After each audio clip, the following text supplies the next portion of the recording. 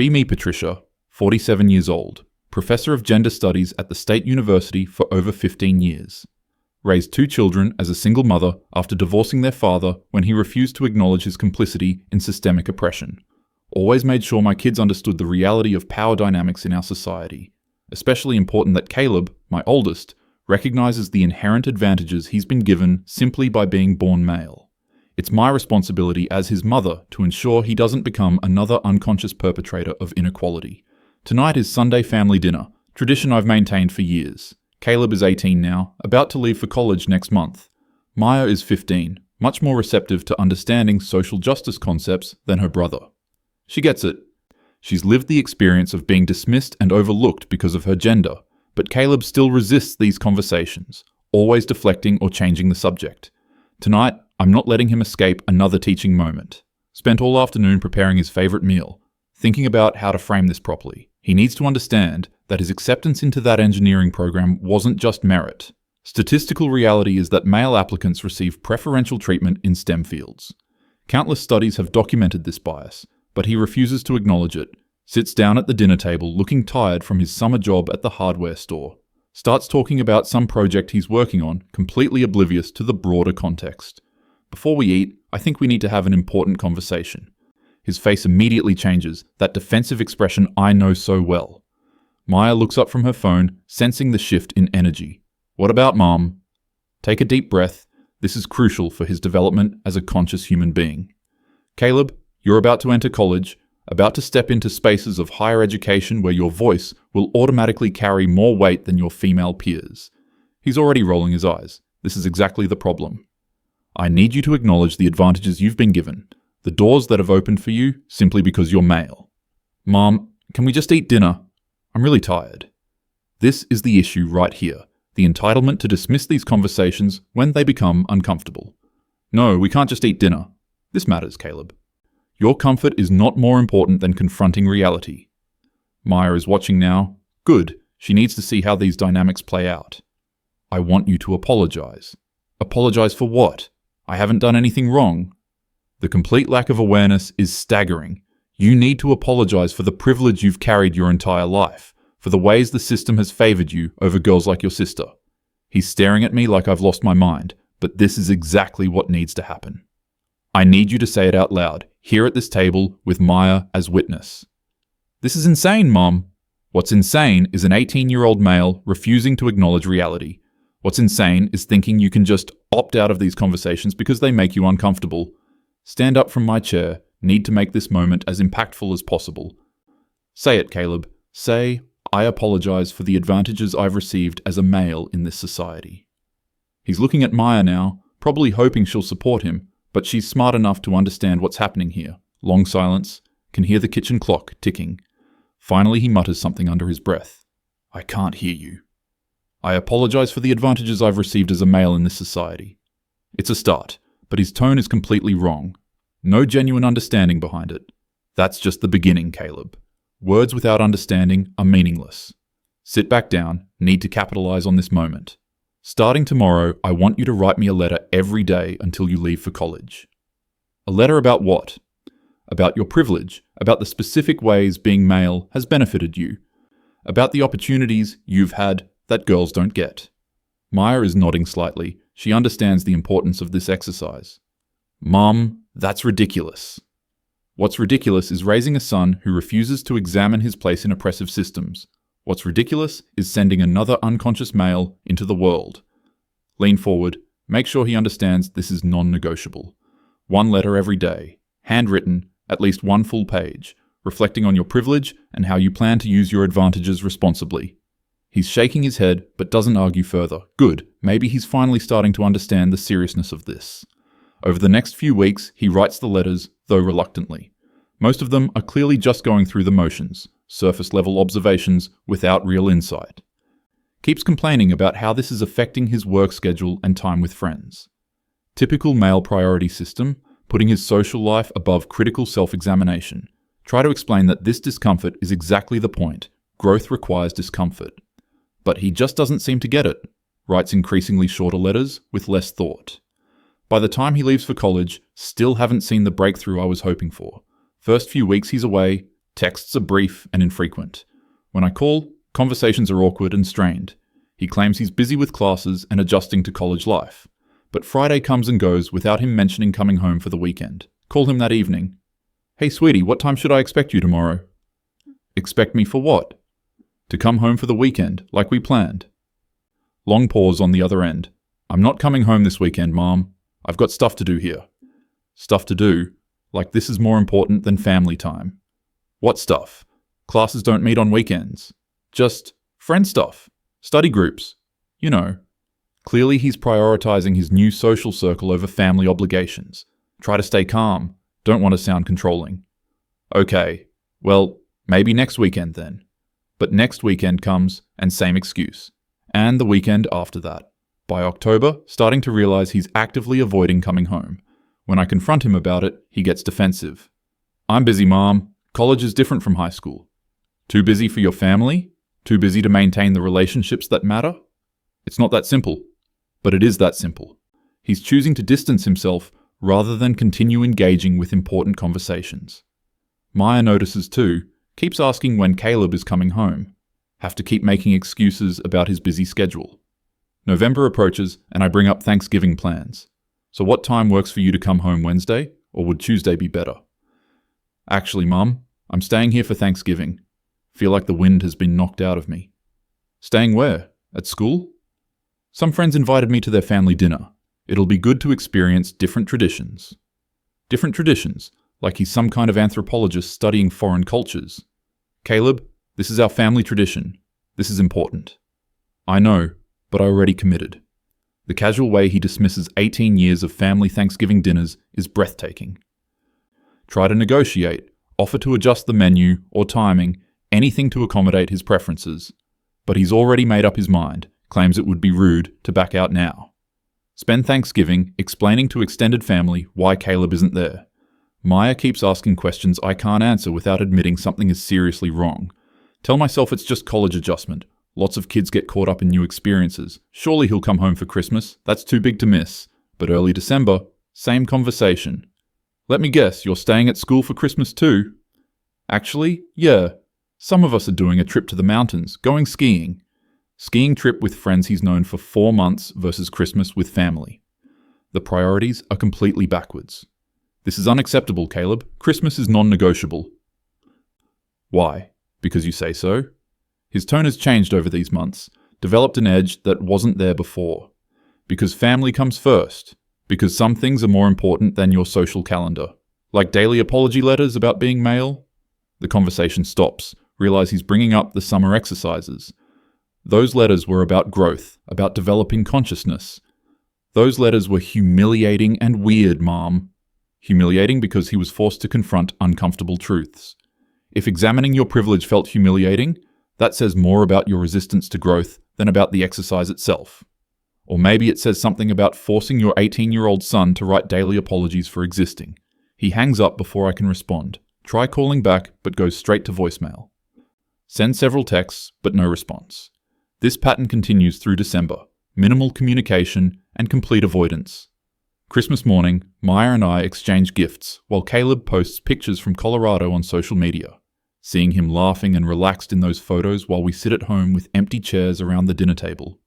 Something breaks inside me that day. Spend the week between Christmas and New Year calling him repeatedly. Voicemails get increasingly desperate, apologizing for pushing too hard, begging him to just talk to me. But the calls go unanswered. Maya starts asking direct questions about why her brother won't come home. What am I supposed to tell her? That my efforts to raise a conscious son have apparently backfired completely. Start replaying every conversation from the summer, analyzing what went wrong. The letters were necessary. He needed to understand his position in society. The dinner conversation was appropriate. Someone had to address his unconscious privilege. But somehow, instead of creating awareness, I've created distance. January brings new semester. New hope that time has given him perspective. Send care package with his favorite cookies and a carefully worded letter. Explain that all my efforts came from love, from wanting him to be a better man than the society that shaped him. No response to the package or letter. Try calling his roommate's number, pretending there's a family emergency. Caleb gets on the phone, angry and suspicious. What's the emergency, Mom? There's no emergency. I just needed to talk to you.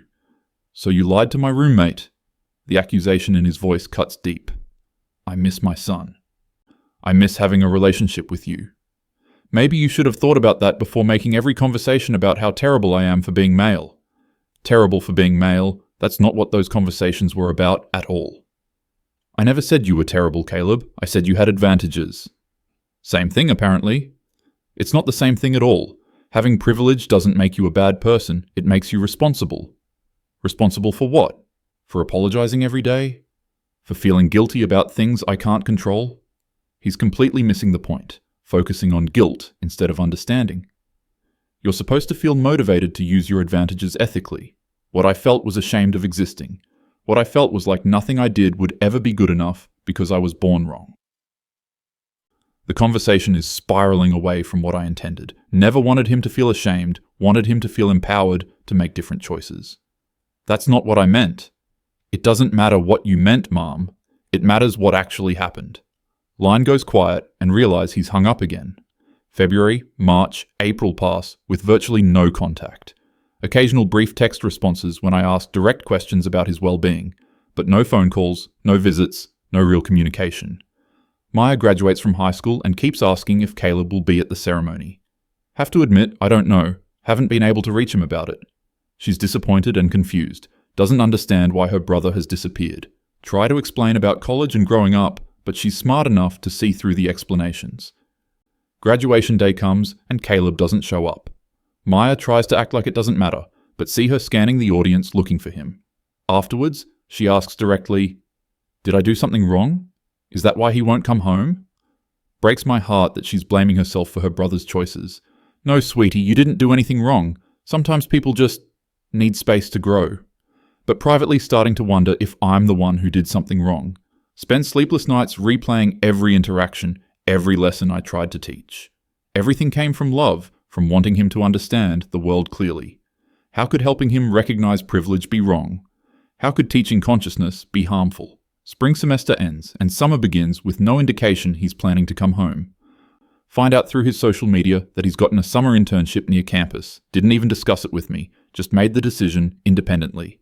Call the university housing office pretending to be updating emergency contacts. Discover he's signed up for summer housing, apparently planning to stay away indefinitely.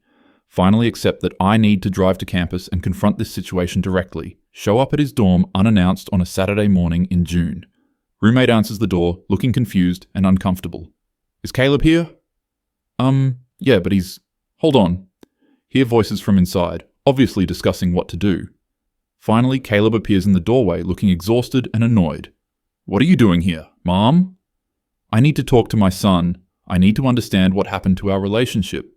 He steps outside and closes the door behind him. Looks older somehow, more serious than when he left for college. "Our relationship? You mean the part where you made me apologize for existing?" "I never asked you to apologize for existing, Caleb. You made me stand up at dinner and apologize for being male. Then you made me write letters every day about how unfair my life advantages are." Put that way, it sounds harsher than intended. I was trying to teach you consciousness, trying to help you understand. Understand what? That I should feel guilty about things I can't control? That every achievement is tainted because of my gender? This is not how those lessons were supposed to land. I wanted you to understand your responsibility, your obligation to use privilege ethically. What I understood is that nothing I do will ever be enough, that I'll always be inherently wrong because of how I was born. Sitting on the dormitory steps now, both of us exhausted. That's not what I meant, sweetheart. But that's what happened. That's what I heard every day for months. Long silence while I try to process this perspective. From my view, I was preparing him for the realities of the world. From his view, I was condemning him for circumstances beyond his control. I love you, Caleb. Everything I did came from love. I know you love me, Mom, but love doesn't make everything okay. Realize that tears are streaming down my face. 18 years of raising this boy, trying to do everything right. Can we fix this? Can we try again? He's quiet for a long time, staring at his hands. I don't know, Mom. I really don't know. What would it take? What do you need from me? I need you to understand that your way of seeing the world isn't the only way. I need you to stop trying to fix me. But the world is full of unconscious men perpetuating harmful systems. How can I not try to ensure my son is different. I just wanted you to be better than... Better than what? Better than Dad? Better than other men? Better than myself? The question hangs in the air, unanswered. Drive home that evening with more questions than answers. Maya asks how the visit went, hopeful that maybe now things will return to normal. Don't know how to explain that normal might be gone forever. Spend the summer reading everything I can about parenting adult children, articles about helicopter parenting and ideological rigidity and family estrangement. For the first time, start questioning whether my approach was as helpful as I believed. Academic literature about consciousness raising often focuses on willing participants. Never considered what happens when the participant is your child who can't consent to the process. Send Caleb a long email in August, apologizing for pushing too hard. Explain that my intentions were good, but acknowledge that impact matters more than intentions. Ask for another chance to have a relationship based on mutual respect rather than constant education. He responds briefly, "Thanks for the email. I need more time." More time, but at least he responded. Maya starts college in the fall, and the house feels impossibly empty. Both my children gone, one by natural progression and one by choice. Second Thanksgiving approaches with growing dread. Text Caleb asking if there's any chance he'd consider coming home. Response comes 3 days later, "Not this year." Christmas preparations feel hollow and forced. Maya comes home but constantly asks when Caleb might visit. Have to admit I don't know that our relationship is still strained. She's angry at both of us for letting this continue, for choosing principles over family. Can't you just agree to disagree? Can't you just be normal around each other? If only it were that simple. If only I could separate my beliefs about society from my relationship with my son. But how do you ignore what you know to be true about the world? How do you raise children without teaching them what you believe matters? January brings a surprise phone call from Caleb. Heart races when I see his name on the caller ID. "Hi, Mom." "Caleb, how are you?" "How's school?" "School's good. I'm calling because I've been thinking about what you said last summer." Afraid to speak, afraid to break whatever fragile thing is happening. "I understand that you were trying to help me. I understand that you believe in what you were teaching." Careful, measured words like he's rehearsed at this conversation. "But I need you to understand that the way you taught it felt like punishment. Like I was guilty of something I didn't choose." Want to explain the difference between individual guilt and systemic responsibility, but for once, force myself to just listen. "I think maybe we can try talking again, but things have to be different." "Different how?" "You have to let me be who I am, instead of trying to make me into who you think I should be." The request seems reasonable in principle, but terrifying in practice. What if who he is naturally perpetuates the systems I've spent my life fighting? "I can try, sweetheart. I want our relationship back."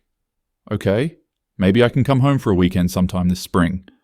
The maybe hangs there full of conditions and uncertainty, but it's more hope than I've had in months. We talk for 20 more minutes about school and weather and safe topics. When we hang up, realize I've been holding my breath for most of the conversation. Maya is excited when I tell her about the call, starts planning what meals to cook when he visits, what activities we might do, but I'm terrified of messing this up again. How do you unlearn a lifetime of seeing the world a certain way? How do you love someone without trying to improve them? March arrives and Caleb follows through, comes home for one weekend. Conversation is stilted and careful, both of us avoiding anything controversial. He tells stories about his classes and friends, I share updates about work and Maya's college experience. Feels artificial, but peaceful, like we're both performing a version of family. When he leaves Sunday evening, hugs me goodbye. First physical affection we've shared in almost 2 years. "This was good, Mom. Thank you for not, Nod like I understand, but privately wondering how long I can maintain this careful distance from my own beliefs. How long can I bite my tongue when he mentions things that trigger my consciousness about inequality? Lying in bed that night, realize that getting my son back might mean giving up the mother I thought I was supposed to be. Might mean accepting that love sometimes requires letting go of the need to be right. Might mean admitting that my academic understanding of oppression doesn't automatically translate into effective parenting. For the first time in years, not sure which choice would be the greater failure.